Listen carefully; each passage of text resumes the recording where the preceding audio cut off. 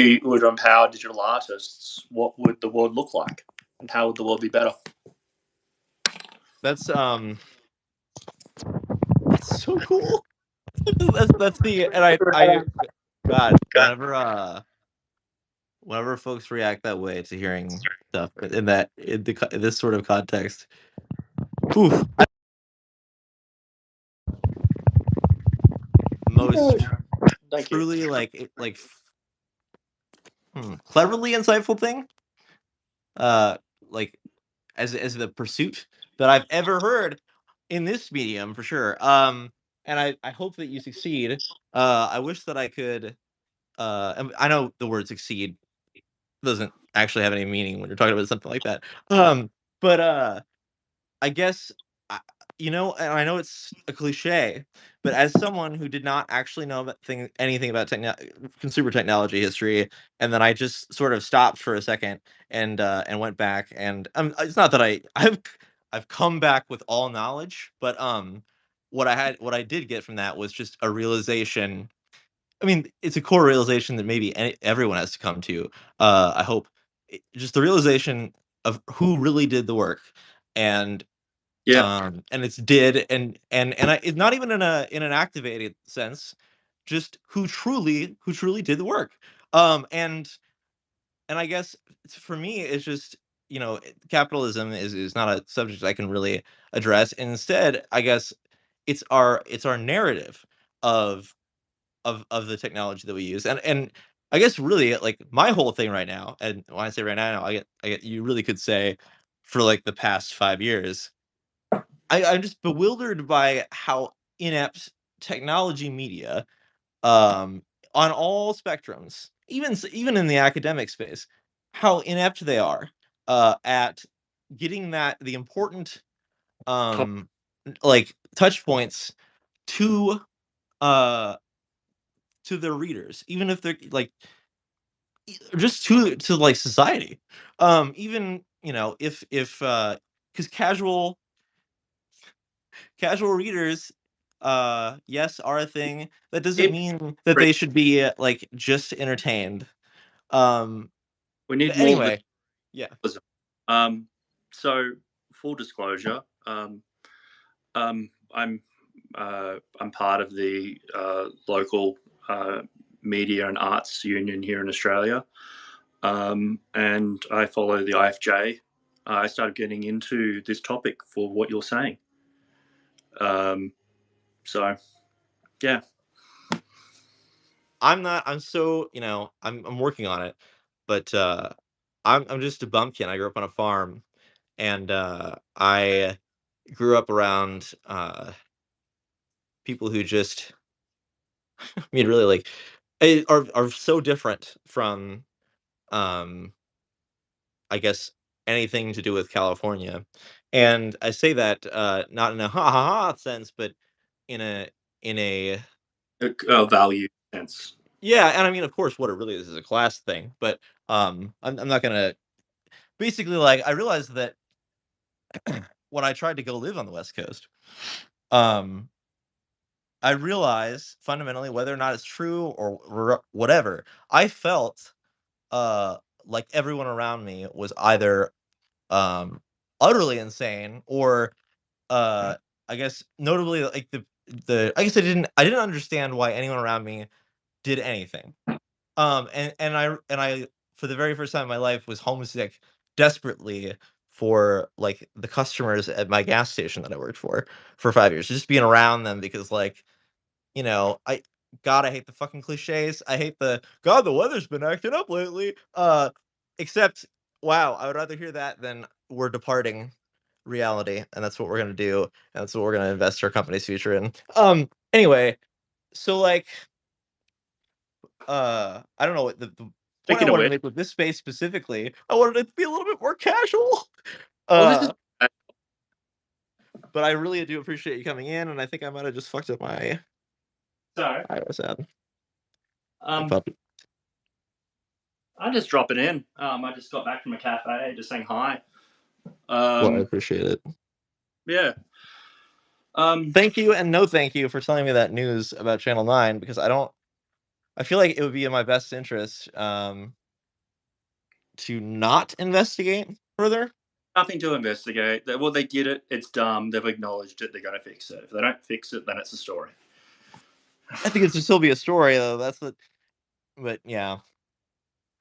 Um, Yeah. Um, Here's well, something that I got to think about. This hellhole of a bird site that we're on. Why? Why do we have a CEO that also owns a financial services company? And it really occurred to me, really, that uh, it's just a way to push financial products. Twitter will be a platform to push and distribute financial services products that you they know what? also. I hope that would be great if they did that successfully, because at least they would, have accomplished something. Because This yeah, is I NFT. don't know if you know this, but, like and this is my one insight about Jack Dorsey, that and I think it's hugely important. It's actually really very recently I retweeted in my feed. He uses and maybe, the Apple Notes, um, app. It's the default Notes app on iOS. It's also, it's on the rest of their platforms. And, like, as someone who I live in writing software, like, the general consensus about Apple Notes is it's just like, fundamentally, it's not designed to be used extensively, uh, and yet he's the only person I've ever seen who took it upon himself to actually evangelize and document, and publish That's about awesome. how he uses Apple Notes for everything. And more than anything else I've ever heard about him, honestly. That says so much to me. And Simplism, minimalism, and it's kind of like I would almost describe that as what's the architectural style of brutalism? you know, I guess the bewildering thing about it really is I don't know if it's I know that it's designed just like other Apple apps. It's not just that it's designed to be it, the way it is, for better or for worse, fundamentally discourages extensive use. And that's why you won't I mean nobody even that's why you won't see comparisons about it. It's just it's not and Jack It's not. Dorsey is the singular human being.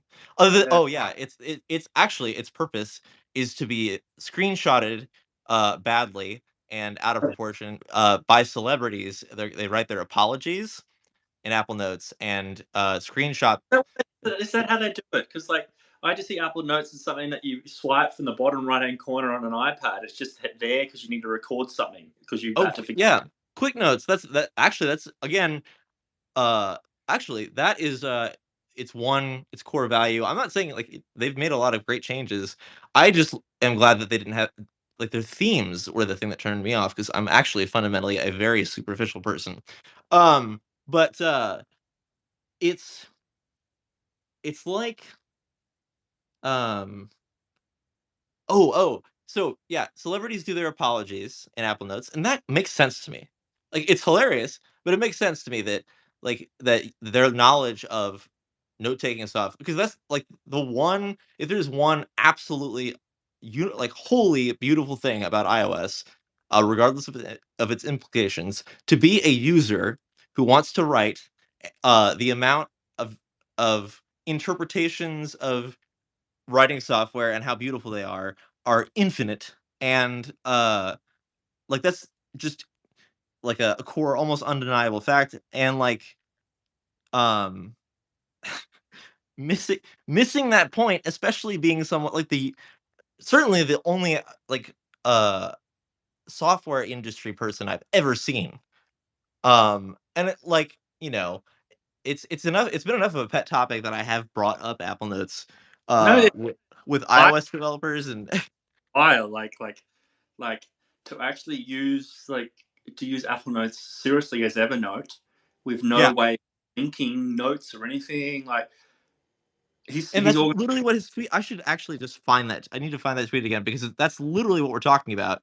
And it was when I found that tweet, um, I don't know, the particular insanity, and I mostly pity. Insanity, but maybe he's got this like amazing galaxy brain sorting system that's just so simple that it works for him, and that's fascinating. That itself is fascinating because most people, if you look at Notion, for example, people like turn Notion into. Have you ever heard the topic of a personal operating system? There's an entire thing in the Notion space called a personal operating system. It's worth looking into. So it seems like he's created a personal operating system out of a notepad.exe. That's fascinating.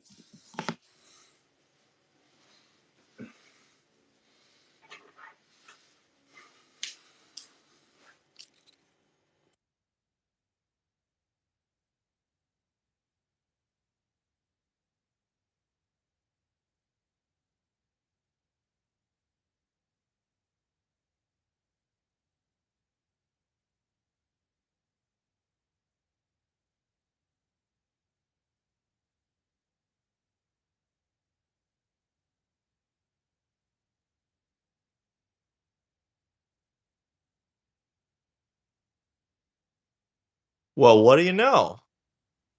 I don't know if you can hear me again. They Yeah, I can hear Twitter you. Twitter has implemented a reconnect to space function.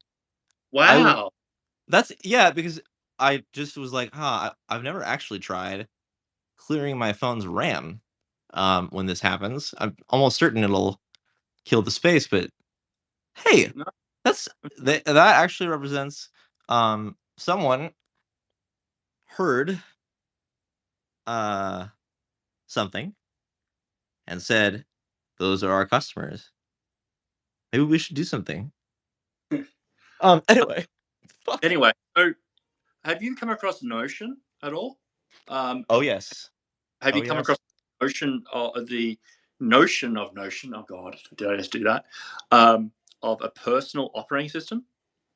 Um, ooh, I guess yes, I did before Notion, thankfully, I guess, so that when I did, because I am the sort of person to get caught up, in I famously my famous to me, I guess no one else cares. No one else has any idea who I am. But, like, my big, like, miss, I guess, not in actual usefulness, but in the future of a software was, like, when Dropbox Paper came out, Yeah. I wrote, like, the only comparison ever, I'm sure, that legitimately championed Dropbox Paper over, virtually all of its competition, and I say that because I'm almost certain that because, I did happen to put it also on Medium, and it got a bunch of engagement exclusively from Dropbox developers. uh, but yeah, I mean, we should never have left Wiki if we really wanted to build. I remember. Do you know that was made by TiddlyWiki? Was made by a Brisbane developer. It's written in Perl. It's written by a software engineer up here in Brisbane, Australia. I did not know that, but please continue Yeah. to mention that Uh, to other people too, because that's yeah. important. Yeah. It's important. So I find it fascinating that if you can find that tweet, if Jack has built a personal operating system out of Notepad.exe, that is fascinating. Um, just yeah, I don't. I think yeah, it's a psych eval. Uh, Sorry, actually, instead of me speaking and trying to accomplish another task, I'm gonna stop speaking and accomplish that task. Give me a second. I gotta do that.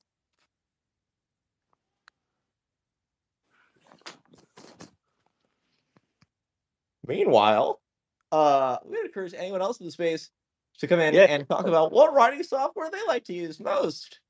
But if you bring up Obsidian, I'll fucking kill you. Obsidian would be good if it.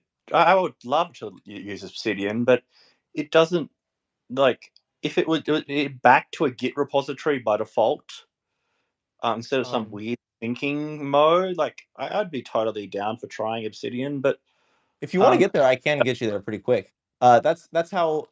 It's just um, the only problem with Obsidian is that they act like the features. it's hot. It's hot for developers right now. So all this cool stuff is coming out. But the issue, especially on iOS, um, is it's just redundant work. And I thought that I was been debating, still debating whether or not to actually address this. I've brought it up in both communities. I Drafts is an incredible piece of software. Um, and I guess my whole experience with Obsidian, I've been following it closely because I am a Mac Stories reader. Only this year though, because anyway, is every single time something comes out in Obsidian and a workflow, a new workflow is developed, I just think I don't even know, but I've been going back and like looking to see if you can do it in drafts, and Yeah. you at every single time it's yes, you've been able to. No, no one said anything about it. The developer hasn't updated anything for years, but the actual the workflow always ends up being I always end up preferring it. And so uh and of course, in the times that I have brought this up, um even being as ginger as I possibly can, and I understand this, like, uniquely. I understand that writing software, we really are so emotionally invested in it, but, can't acknowledge that. Um, it turns into "Well, I'm trying to get you to use drafts" thing, and I'm like, "Dude, I don't fucking know. I literally have all of these applications on my phone. I don't understand why, like, why you think I would be evangelizing. I'm just trying to put my finger up and be like, 'Yo, actually, you can do that in drafts.'" But whatever. Um Whatever. I haven't actually heard of Draft, so I'm gonna have to look that up. So you, in some way, you have evangelized it because I'm gonna go learn it, but I'm not gonna use it because you've come across Gwern, right? Gwern.net. Uh, spell that for me. GWERN.net. I don't think so. Fascinating person. Uh, all their writing, you'll see that there's a style there, dude. It's like an old school broadsheet. Um, and Gwern has a philosophy which I adopted is at this stage, anything worth keeping, anything worth writing is worth keeping. If it's worth keeping, you should just use Markdown.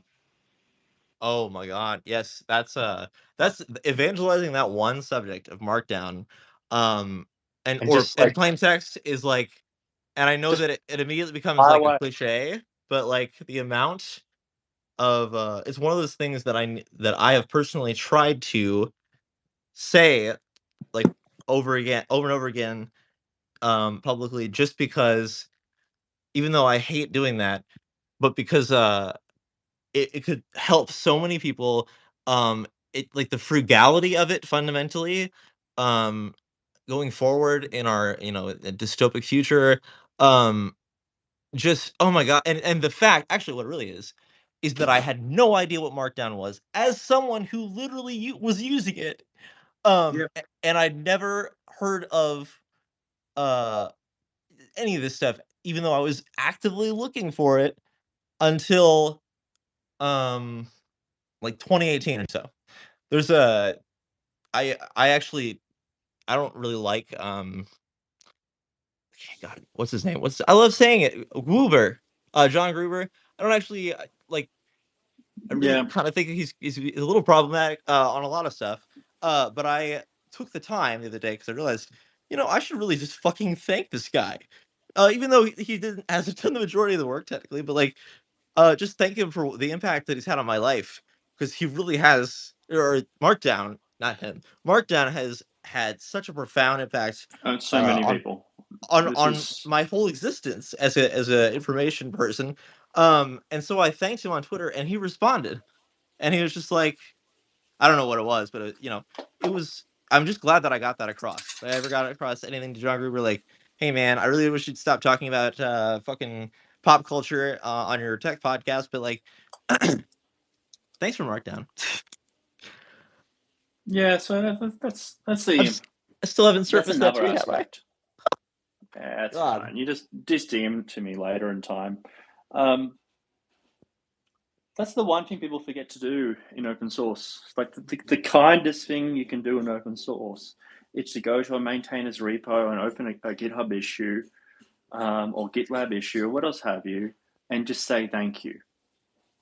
Yeah. You like when you're a maintainer and most of the things is like, oh, my shit's broken. I'm at $1 billion company and I'm blocked and you're screwing me over. Why is this not fixed yet? That's the default Oh my barrage god. of Oh like my god. Yes. Oh, dude, I'll give you a link and you'll lose your shit in a couple of minutes on that topic. Just to open a GitHub issue that's the inverse of that, the jewel of that just says, hey, man, or hey, whatever. That's awesome. Thank you. Like that is yeah. like, whew, you'll make that person's day for 2 or 3 days.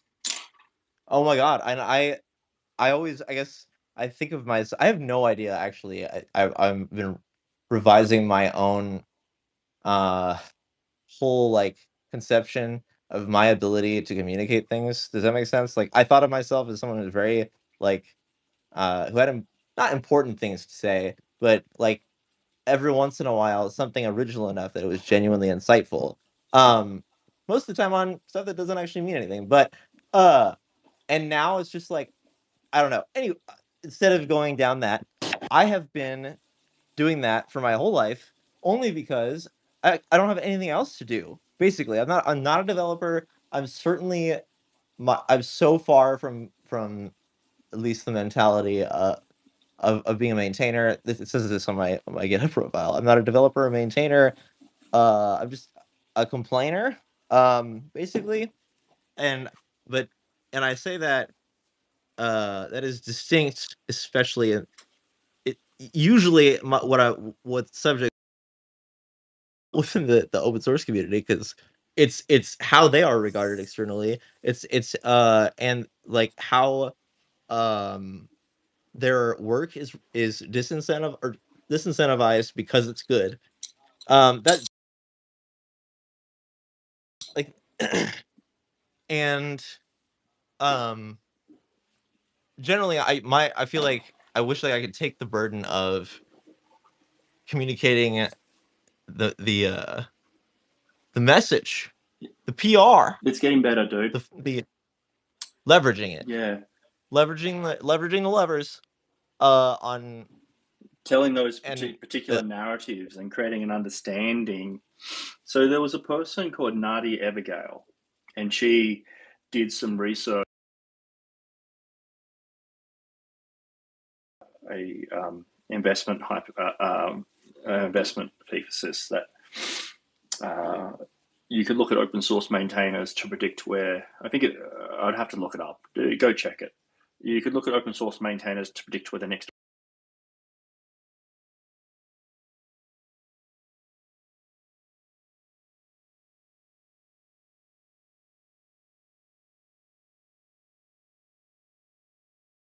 working with open source maintainers and started interviewing all of them. And she actually published some research at the Ford Foundation. And it's called Nadia Abigail, Roads and Bridges. Now, that report has been foundational of carrying the narratives road. We're in our car, we're on our road, and on that road, we like the road's good because we pay our council rates, and our council rates go towards the council, and the council hires maintainers to fix the holes in the potholes, right? So roads are our physical infrastructure.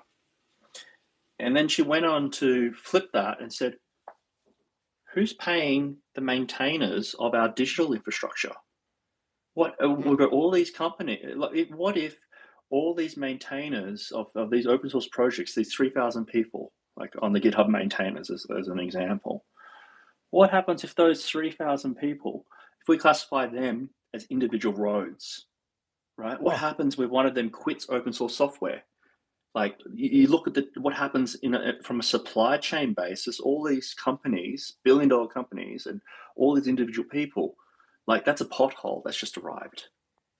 So everyone is consuming this digital infrastructure, these roads of society, but no one is collecting any tax.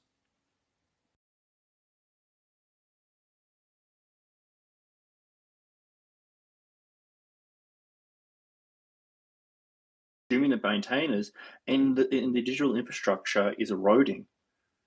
Oh, And yeah. it's called Nadia Abigail Roads and Bridges. Go look it up. It was published with the Ford Foundation. She's now published a second book after that publication, which is also equally as good.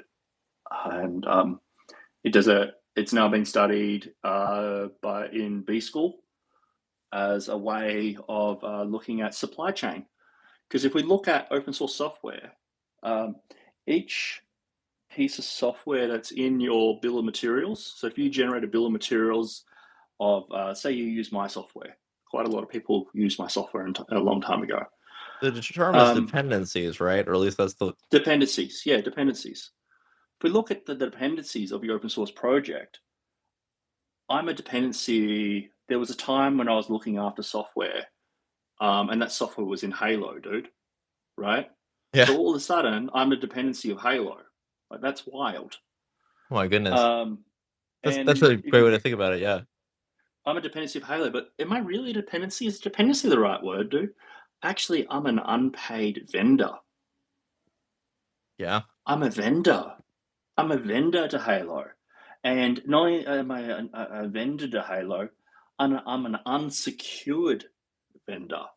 There is no contract in place for agreement of services. So that creates a business risk, right? Yeah. And that's what Nadia is working on, that narrative that's saying that essentially open source maintainers are not dependencies, they are unpaid vendors. And if you don't take steps to secure your supply chain, there'll be potholes. People will quit software, or they will they will sell out and do malware. It's happened. Software updates, or all these topics. And the end result is open source maintainers are unpaid, unsecured vendors, and that's a business risk. And when you start talking along those lines to people who understand supply chain, they start to get it. And Nadia has been seminal in that thinking the last couple of years. Well, I did successfully curate this link to this to that. And not only that, I was able to successfully share it in this space and still listen to what you were saying. So Wow, legitimately that's a big thing. Uh that that's is pretty so, cool. and I guess I'm so glad that you took your time to bring this up to me. And that you took your time to share that with me, because um I and maybe it's not necessary, but like I would like to be the step between this sort of academic, because that's just straight up like, God, I can't, I'm trying to think of a buzzword. You're just dropping profound observations, like, like saying like it's the roads metaphor. I want to be, actually, I am notably a squatter, instead of a unpaid vendor, of a squatter of, um but like being a bridge, just being that one last bridge between that and just um the, like, I don't know, the average working class motherfucker. Because uh I did my brief career as support, um was with, uh maybe the, like, actually maybe a more negligent software organization than Twitter. Maybe. That was loud. Um Basically, and they did support in a small office, basically two guys co-sharing this business, shady as fuck. And all you need to know is, uh I- they were just trying to eke out as much money from, like, literally being the IT for, like, a small town city office. And there was by giving them, by, well, frankly, illegal levels of deprecation, Like, just I shouldn't speak on it before I write about it because Publish it and DM me when you publish. I understand. it is probably the actual. I need to go back to that story because it is one of the insightful things that I have to say. Of course, they will like will they ever get wind of that will come after me. And I would love that. Because they never will. They store their passwords in a home built plain text I've seen it all before, dude. I've worked thing. at a managed service provider, and yeah. Okay, what I should say is they hired me. This is, as I understand it anyway. The narrative was they hired me to consult to like modernize. Really, they hired me to modernize their customer service. But considering that like that was they had the same client list forever, that was not the issue.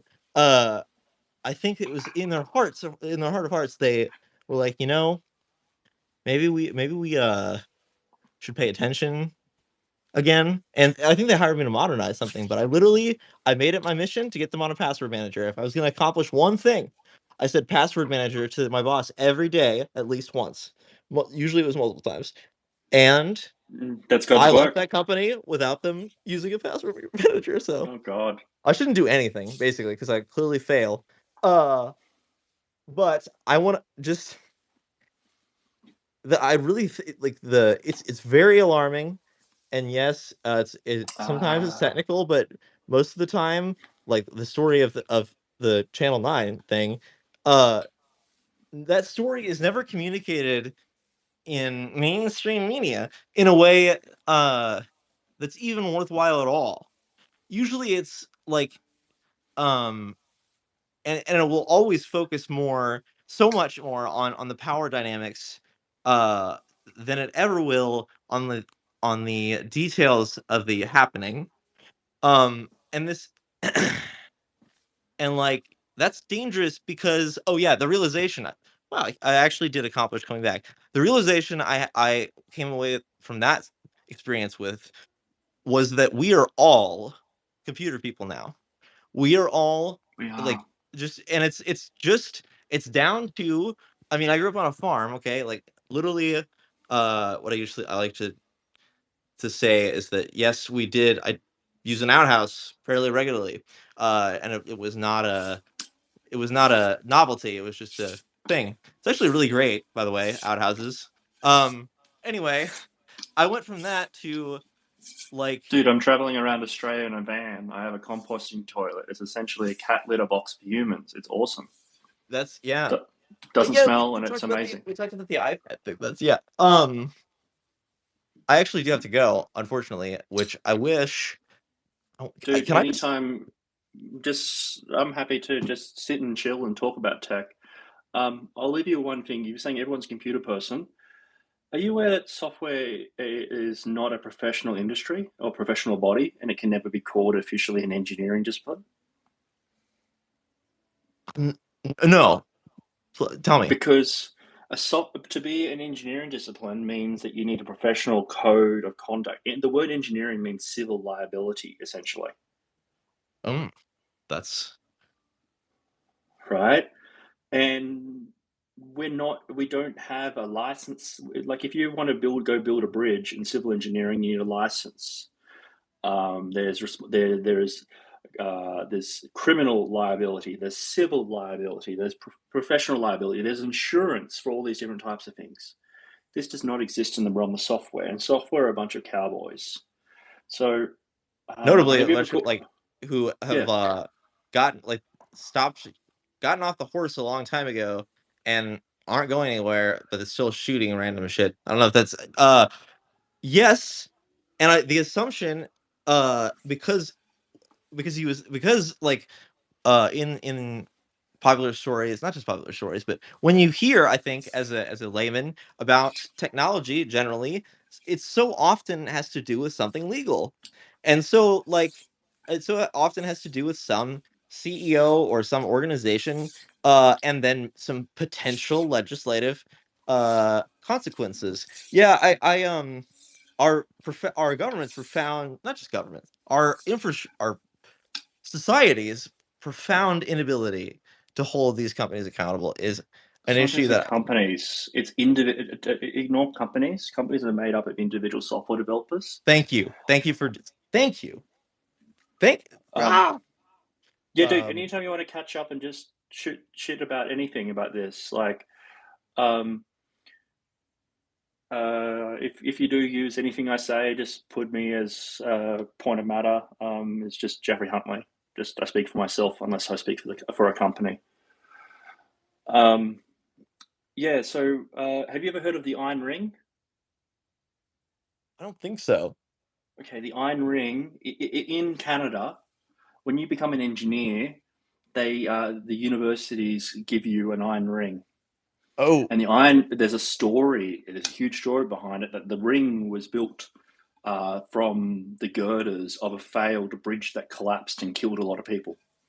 And the idea is you wear this ring as you graduate from university and head out into the real world, into the world, not real world, head into the world of industry. When you're drafting up your design of your bridge, you're wearing the ring on your pinky. And the idea is when you're writing or you're scribing the design, the ring drags along the paper.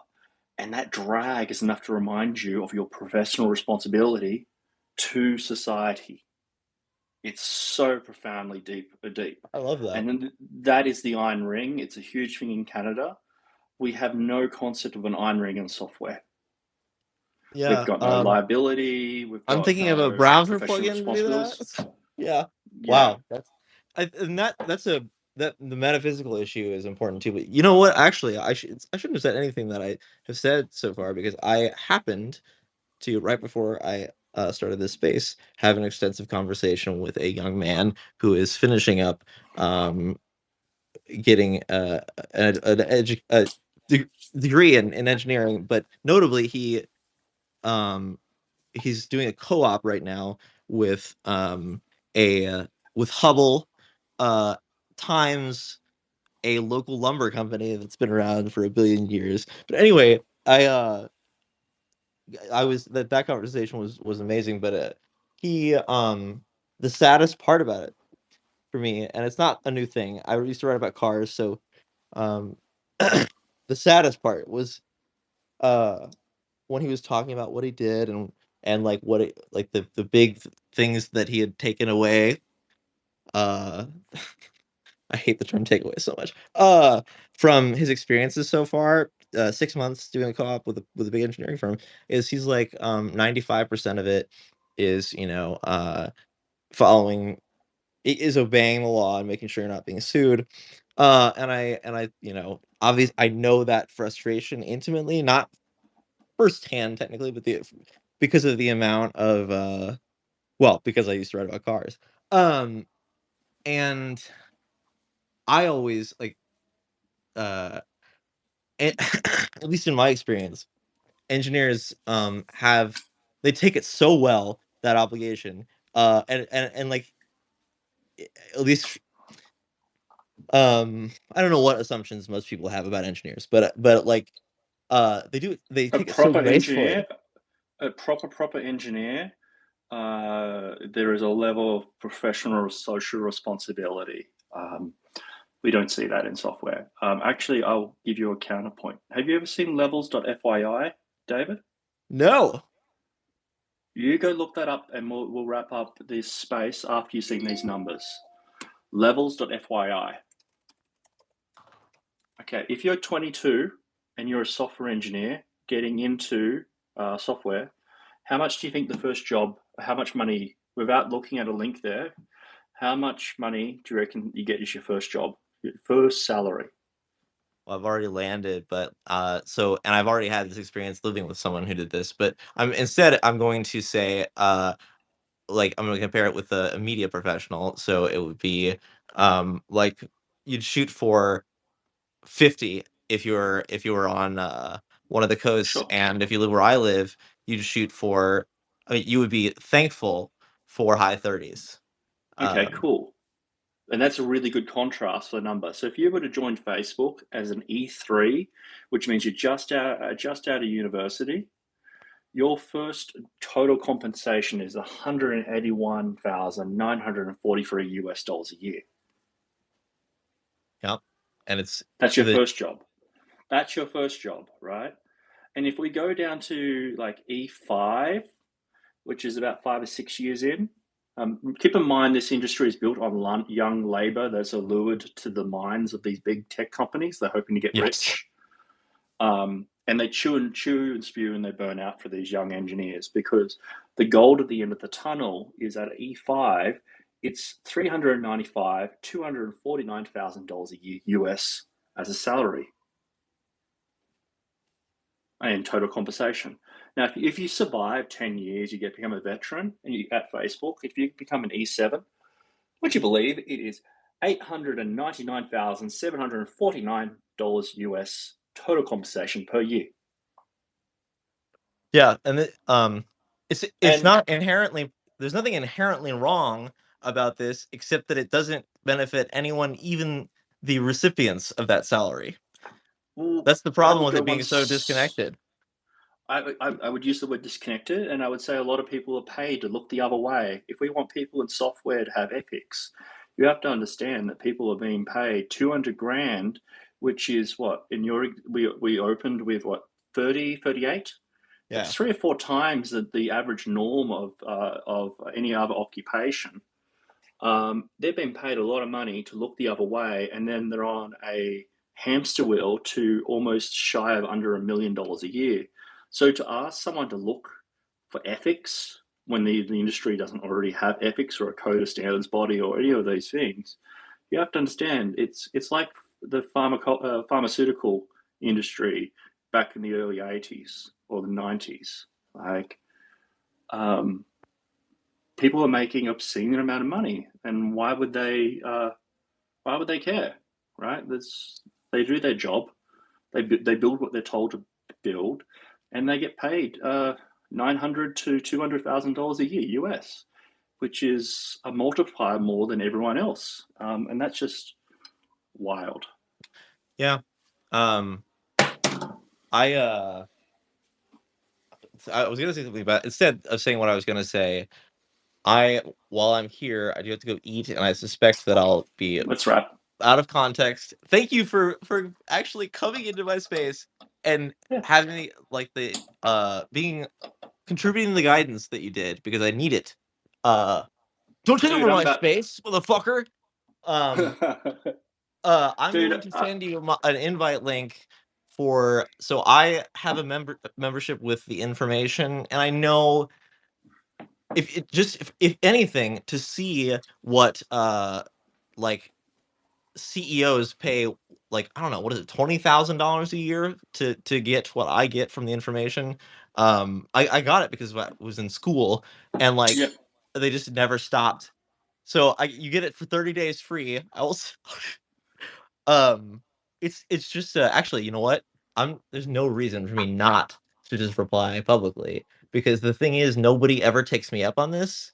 And I know it's like, but even media nerds don't take me up on this, and I'm like, I think I was okay, I'm gonna reply with that, and I'm gonna go eat. But thank you so much for your time. That's all right. Look, dude, it's also benefiting me. I have to go now write a whole bunch of blog posts and internal things. So, like, I work remotely. There's no one else in my company currently in this time zone, so just hanging out with cool people and just chatting. Anytime you want to catch up, if you want to do anything, let me know. Formal or informal. I'm never chill, so I can't provide that. But if you ever need to not be chill, right back at you. Cheers, Dave. Thank you so much. See ya. Bye. Bye.